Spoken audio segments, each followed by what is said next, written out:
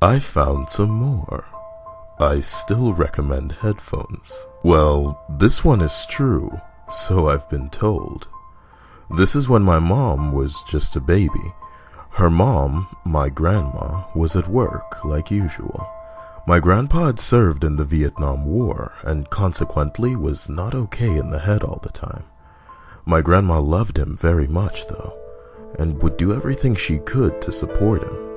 He stayed at home most days, as developing schizophrenia is not pretty in very large crowds.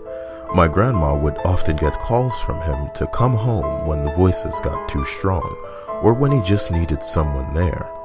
My grandma would pick up my infant mom, take her home, and tend to my grandpa. Well, this time, when she got the call, something in her just said, no. She didn't get up. She didn't move.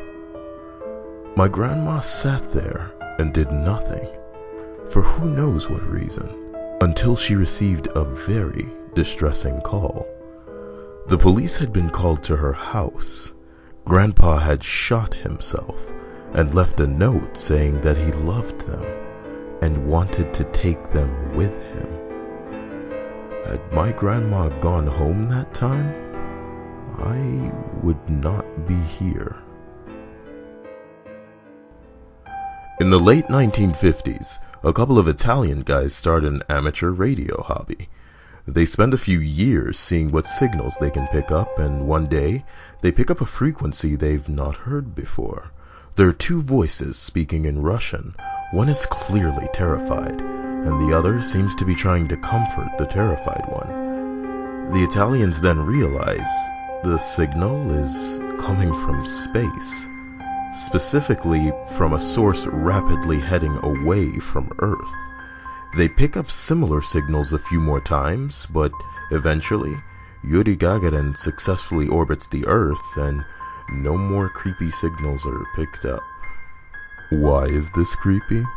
Because it's widely accepted that during the space race between the Soviets and America, countless Soviet missions were launched that resulted in failures, and these hijacked transmissions are likely the last moments of unnamed cosmonauts as they burn up in the Earth's atmosphere.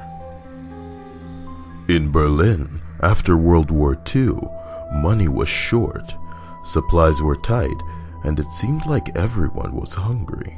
At that time, people were telling a tale of a young woman who saw a blind man making his way through the crowd. The two started to talk. The man asked her for a favor. Could she deliver a letter to the address on the envelope? Well, it was on her way home, so she agreed.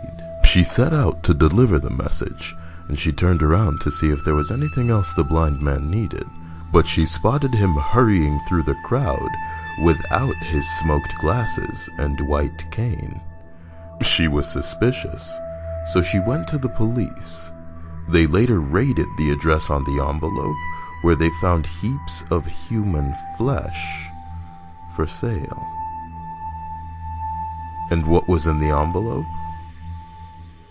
The words, "This is the last one I'm sending today."